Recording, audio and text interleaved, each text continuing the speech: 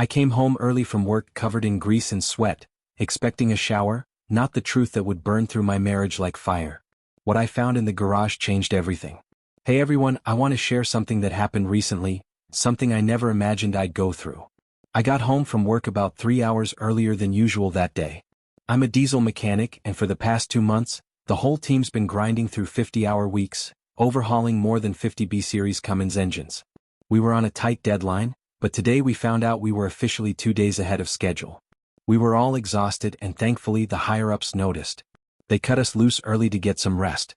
Now, whenever I get home, I know I'm usually covered in oil, sweat, and all kinds of shop grime. My wife, Natalie, usually meets me at the door with a robe so I can jump straight into the shower. But she wasn't supposed to be home for another 2 hours, so I figured I'd just head in and clean up on my own. I walked straight into our little laundry room and tossed my work clothes into the designated hamper, just like always. From there, I made my way toward the bathroom for a much-needed shower. Rebuilding engines means you end up exposed to a mess of chemicals and exhaust, and while I can't always smell myself, I know I reek by the end of a shift. Our house is nothing fancy. It's a cozy 1,100 square feet, with 2 bedrooms, a 2.5-car garage, and it sits on a pretty decent-sized lot close to the highway out in Overland Park, Kansas. We managed to buy it for under $50,000 because the previous owners had completely wrecked the place. But the bones were good, so we gutted it and renovated it ourselves, 1 room at a time. Those first 6 months were tough. We were scraping by with a barely working kitchen and a bathroom that only kind of worked.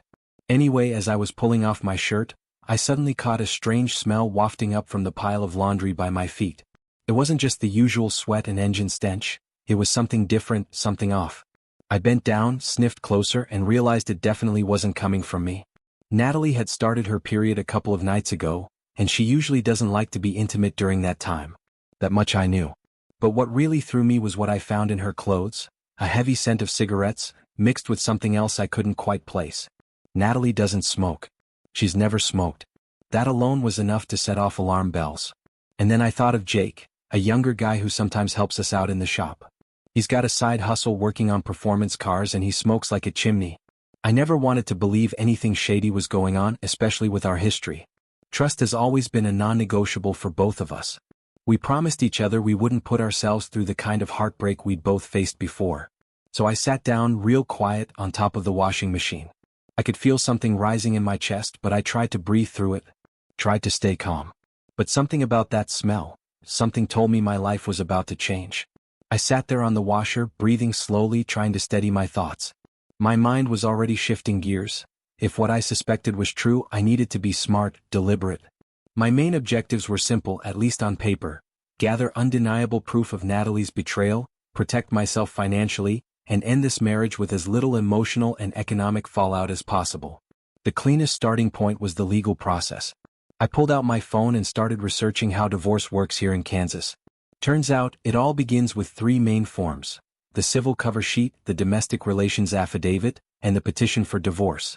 Natalie and I always agreed on one thing: debt was our enemy.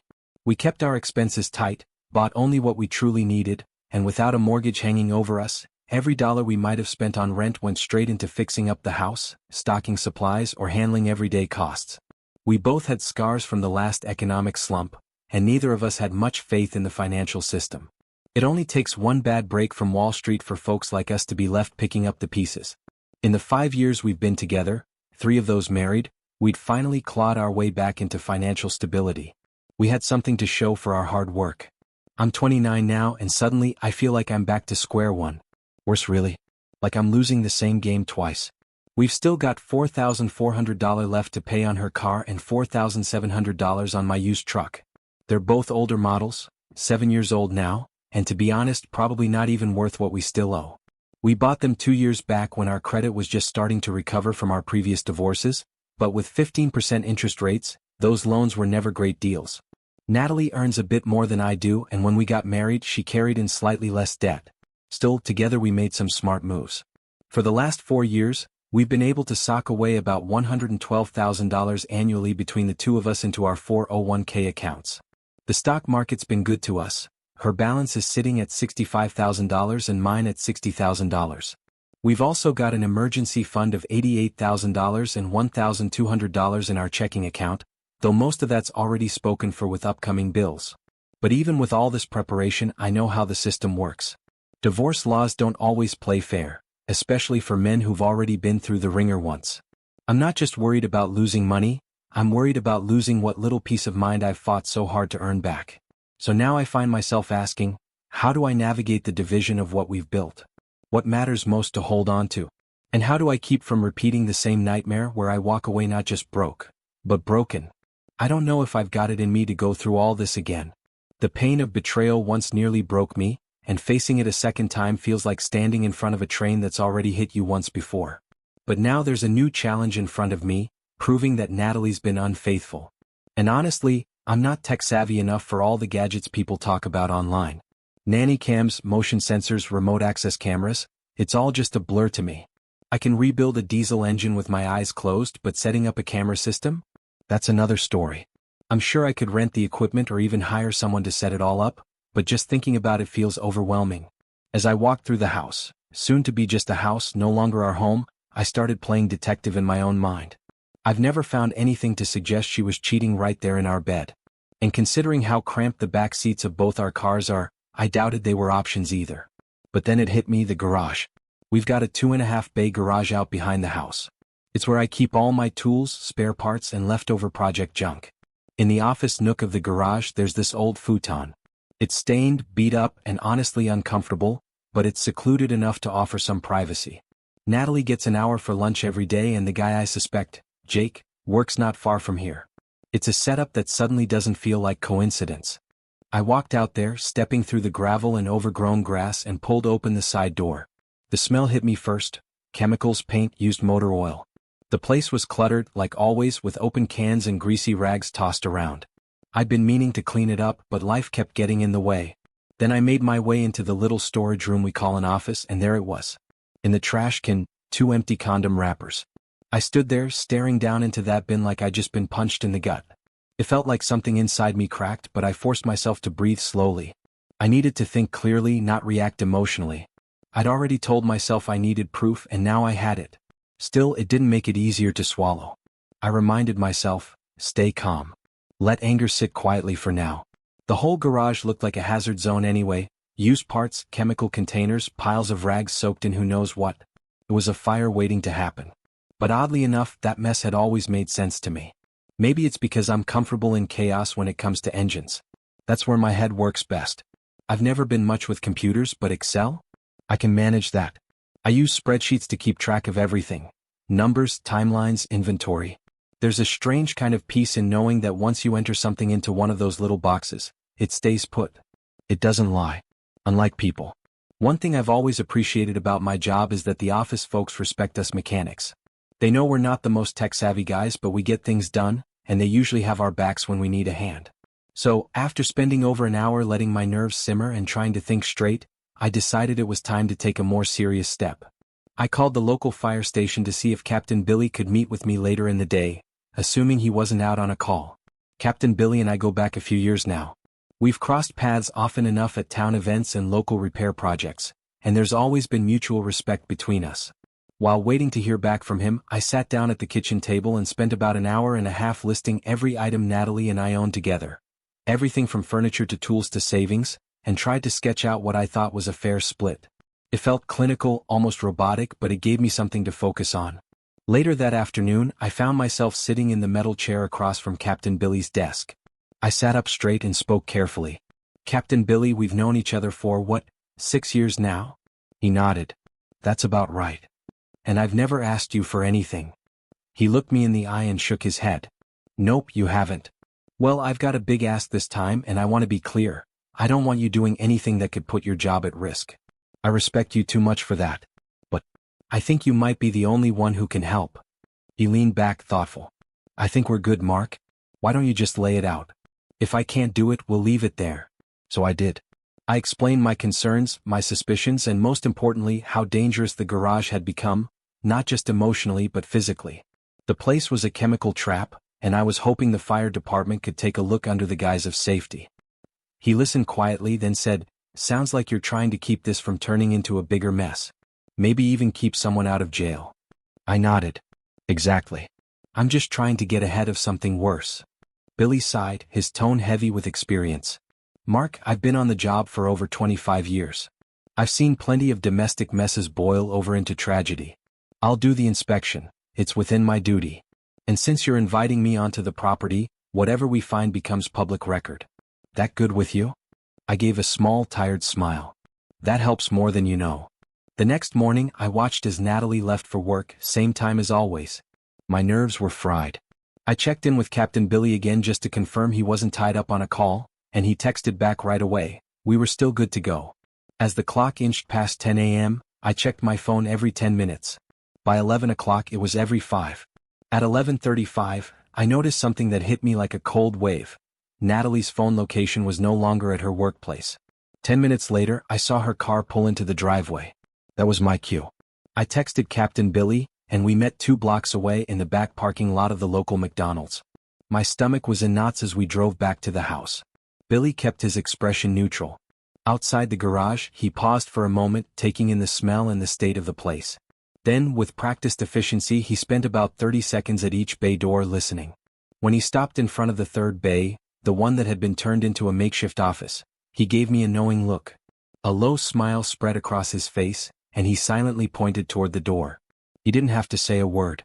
I gave Captain Billy a small nod, then quietly pushed open the door to that small back room, the one we always used for parts storage and paperwork. It also had that old futon shoved against the wall under the window, covered in a stained sheet we hadn't bothered replacing. What I saw made my heart sink. Natalie and Jake were right there on that futon, tangled up, too caught up in each other to notice the door opening. For a brief moment they didn't even realize we were standing there. But then Natalie looked up, and everything exploded. She let out a scream like she'd just seen a ghost, and Jake scrambled to cover himself. The whole scene turned chaotic in a matter of seconds. Captain Billy stayed calm, unfazed, like he'd seen it all before. He raised his voice firmly but professionally. Due to multiple fire code violations, this garage is now closed until further notice. He handed Jake a citation and added, "These issues need to be corrected before this building can be reopened. Next inspection will determine if that happens. Any questions?" Natalie, pale and shaken, looked like she couldn't decide if she was angry or embarrassed. Probably both. Captain Billy, still cool as ever, added, "If you don't clean up that chemical mess in here, I'll be calling the health department too. Trust me, they won't be nearly as nice." Then with a small grin he tipped his head. "Oh, and have a great day. Always happy to serve the community." When I got back inside the house later that day, it was clear Natalie hadn't wasted time. Her clothes were gone, along with a few personal things from the bedroom. The top drawer of the dresser was empty, and the whole dresser itself was missing. I checked the garage and the car Jake had been working on was gone too. As I stood there trying to process everything, frustrated, betrayed, numb, the doorbell rang. For a moment, I braced myself for more trouble. But it wasn't what I expected. It was Captain Billy, standing on the porch with a bottle of Jim Beam in one hand and 2 glasses in the other. "Thought you might want some company tonight?" he said with a quiet smile. He pulled me into a friendly hug, then headed to the kitchen to grab some ice. For the next 2 nights he kept me company. We didn't talk much at first, just shared the silence and the occasional toast. It helped more than I could say. Then, on the 3rd evening, just when I was starting to feel the fog clear a little, the doorbell rang again. This time it was Natalie. She stood there on the porch, looking unsure of herself. A few feet behind her stood Jake, trying to act casual but clearly uncomfortable. I didn't even hesitate. I slammed the door shut, locked it, and turned off the porch light. A second later, I heard her trying her key, but I had changed the locks.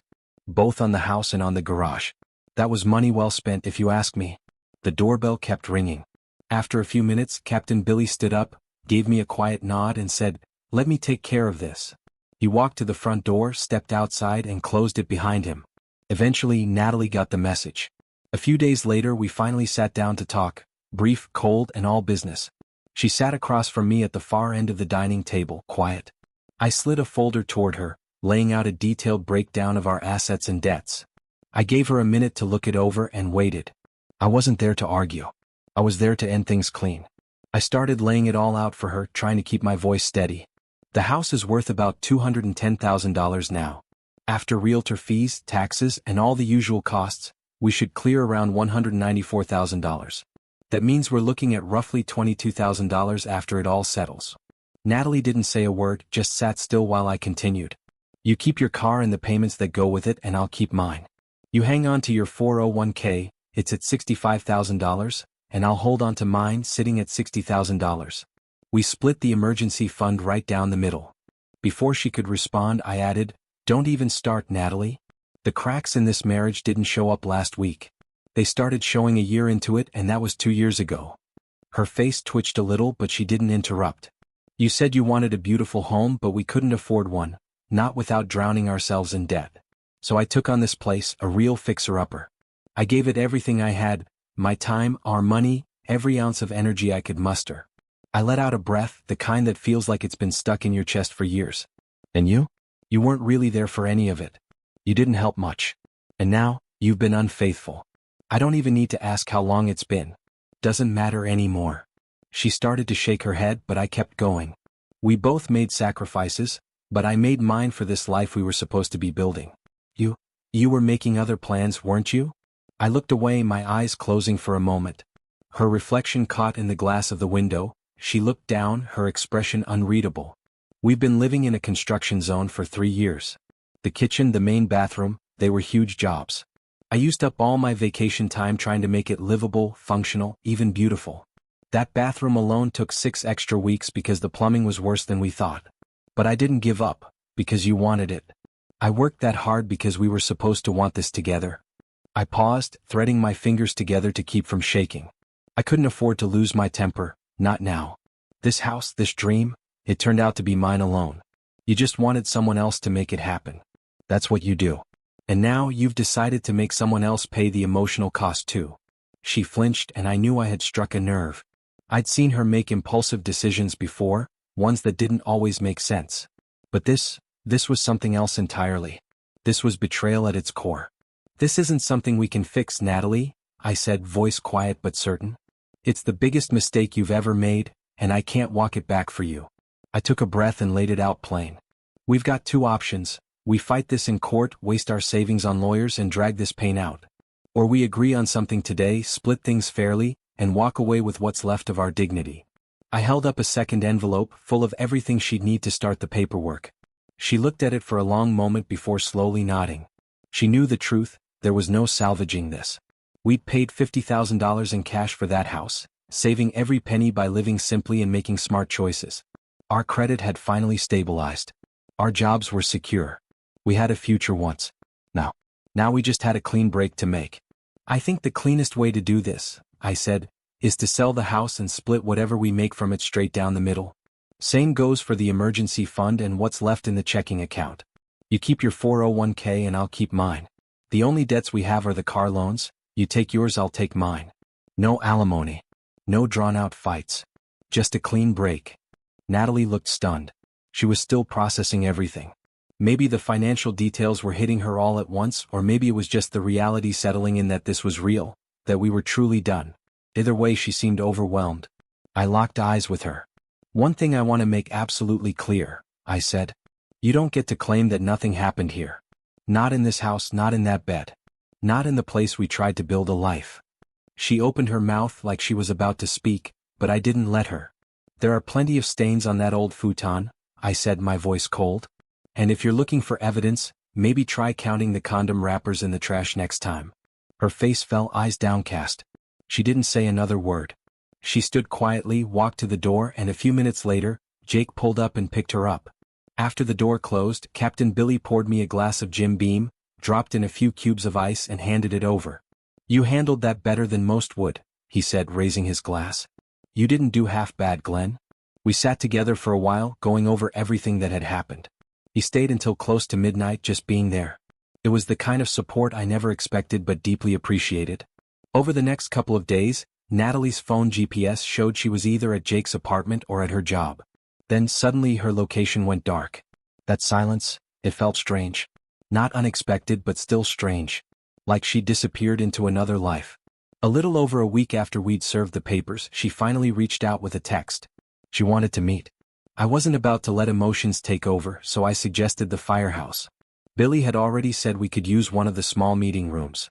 It was neutral territory, and with Billy there, I wouldn't have to worry about Jake showing up or things getting out of hand. I got there early, 7:30. Billy met me inside and we waited. Natalie showed up right at 8 o'clock. She walked in alone, and for the first time she looked like she didn't know what to say. But when she opened her mouth, I tensed. I could feel my pulse rising. Billy must have sensed it. He placed a steady hand on my shoulder and leaned in. "Let her talk, Glenn," he said gently. "She's got the floor. Just hear her out." I took a deep breath. Let the air settle in my lungs before I gave a slight nod. "I'm sorry, Glenn," she said, her voice shaking. "I didn't plan to get involved with Jake. It just kind of happened. I never meant for it to go this far."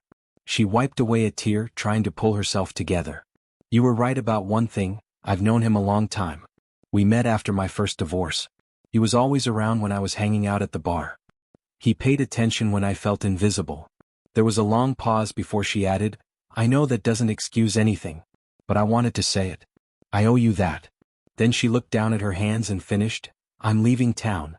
I'm moving to Denver to be closer to my sister Nicole, her husband Ben, and their kids. It's the least I can do, give you the space you deserve." Natalie looked across the table at me, her voice calm for the first time in a long while. "I can transfer with my job," she said. "You said we should split everything 50-50, and I'm okay with that, unless you want to change something." There was no fight left in her, no anger, just a quiet acceptance. It was an offer of closure. We'd sell the house, divide the proceeds evenly, keep our own assets, and walk away. No buyouts. No dragging things through the mud. The house that was supposed to be our shared dream, it was never really mine alone to carry. In the months that followed, life started moving forward again. Captain Billy, who'd been like a rock through everything, had some joy in his own life. His kids, grown with families of their own, brought over step-grandkids, and he had that kind of peace I envied. It made me happy to see him content. It had been 3 years since Natalie and I finalized the divorce. We sold the house fast, and true to our agreement, everything was split down the middle. While I couldn't say I was okay with everything that happened, I wasn't as angry anymore. The betrayal still stung, but Natalie had at least faced it.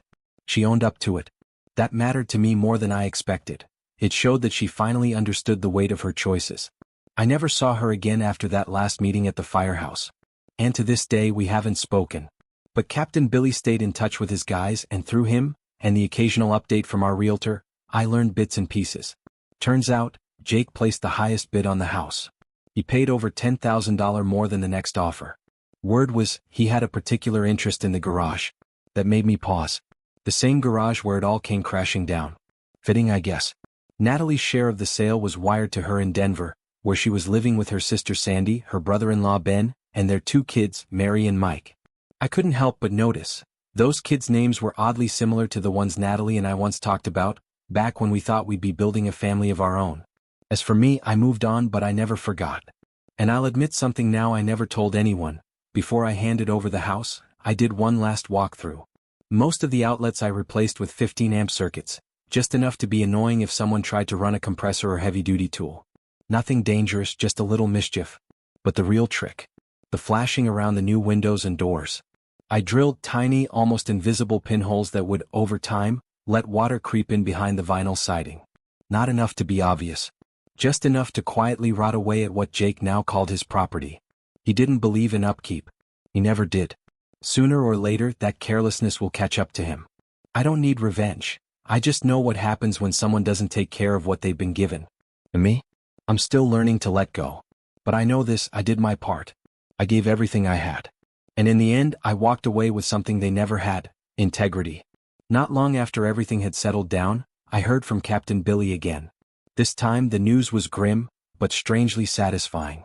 Turns out the new fire inspector had paid a visit to the house Jake bought, the one he paid way too much for, mostly for the garage. The inspector cited him for several major fire hazards, both inside the garage and around the property. The lawn was bone dry and overgrown, the dryer vent was packed with dangerously flammable lint, and chemicals were still being stored improperly. It was a mess. Then it happened, the fire. The department was able to save part of the structure, but it had taken too much damage. In the end, the house was deemed a total loss. And the kicker? The insurance company refused to pay out a cent. Since Jake had been cited not once but twice for fire code violations and was also operating an unlicensed business out of a residential zone, they had every legal reason to deny the claim. Negligence. That was the word. All those chemicals, all that carelessness, it finally caught up with him. They didn't even pay for cleanup. I didn't smile when I heard it. But I also didn't feel sorry. Some time later, I found myself in a completely different place, both physically and mentally. I'd taken a few days off and was crashing for 2 nights at a Motel 6 before heading out for some tent camping in the national parks. I needed the solitude, the stillness. Somewhere quiet, where I didn't have to answer questions or pretend to be okay. Before the parks, I made a quick detour to visit a friend of Billy's who had invited me to a big family cookout. I wasn't prepared for what I walked into. There must have been 50 people there, family from every generation, all laughing, eating, tossing beanbags and sipping beers. After the 8th or 9th introduction, I gave up on trying to remember names. I joked with one of the aunts, "I'm good at remembering conversations, just not names." She laughed and handed me a name tag. I figured I'd spend most of the day just nodding and smiling. Then I saw her. A face I hadn't seen in years. She walked up to me, beer in hand, and said, "Hi." Her voice connected the dots before my brain did. "Hi, Nicole," I said. It was Trisha's sister. Same voice, same accent, same eyes. We had met only once at the wedding 7 years ago. But Trisha used to pull out old photos when we were working on the house, and there was always one or two of Nicole in the pile. She looked older now but familiar. "I was hoping we could talk quietly," she said. She didn't come in with judgment or an agenda. Just kindness. We found a quiet corner and she thanked me for listening. Then she reached into the cooler and grabbed a Coors Light. I flinched just a little reflexively. She caught it, laughed and said, "At least try the Fat Tire. It's from Fort Collins, local and worth it." I looked at the new Belgium Amber Ale in my hand and chuckled. She clinked her bottle against mine. And for the first time in a long time, I didn't feel bitter. I didn't feel betrayed. I just felt present. Sometimes you don't need to win. You just need to get back to who you were before someone made you forget. As Nicole and I walked toward a pair of chairs by the back fence, I gestured and said, "Let's sit over there." She glanced sideways and smirked. "Are you always this difficult?" "Not really," I replied, chuckling. "But I do have standards, especially when it comes to beer." She laughed softly and took a seat. I settled in beside her, and the mood shifted.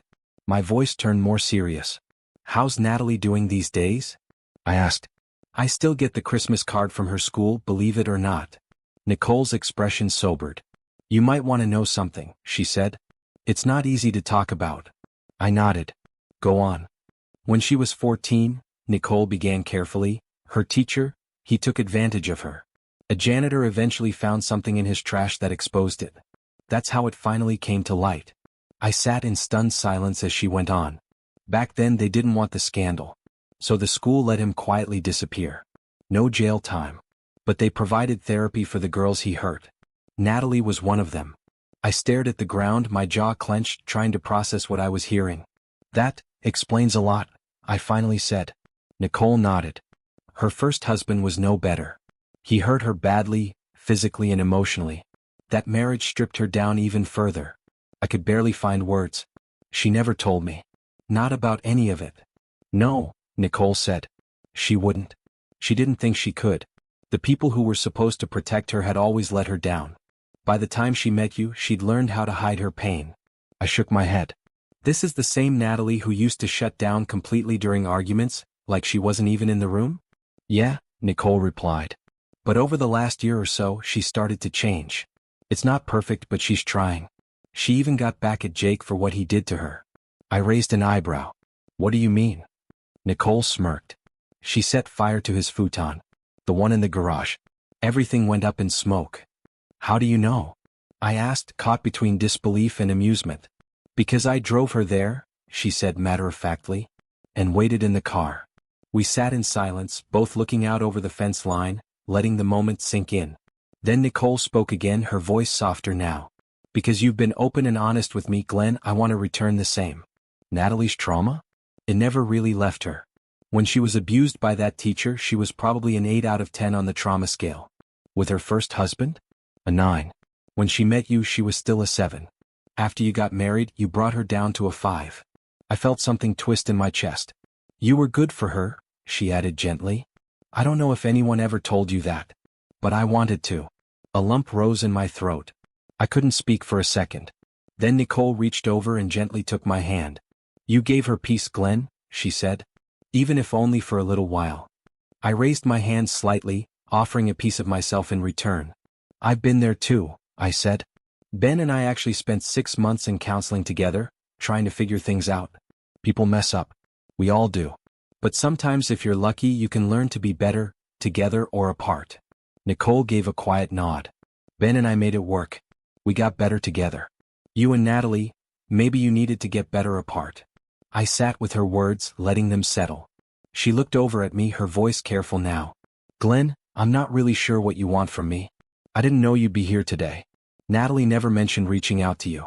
All I know is, when I saw you I felt like I needed to say something. She's not the same woman who left that garage. She's been working on herself, really working. I started to respond but Nicole's eyes shifted, just past me. Her face changed. I turned and followed her gaze. There she was. Natalie. Standing just a few steps away, her eyes brimming with tears, her hands shaking slightly. I stood up fast, too fast, and in the process knocked over my beer and Nicole's. Oh hell, I muttered, half laughing, half cringing as the bottles tipped in the grass. I stepped toward her and gently took her hand. How long have you been standing there? I asked, my voice low. About 30 seconds after you two sat down, she replied softly. Ben stayed home with the kids and the dogs can't handle the fireworks, so he told me to come to the party. There was a pause, thick with unspoken things. And then I smiled a little and asked, Trish, can I interest you in one of the new Belgian beers? She gave a soft laugh through her tears. And for a moment none of it felt like a mistake, just a story with chapters that needed turning.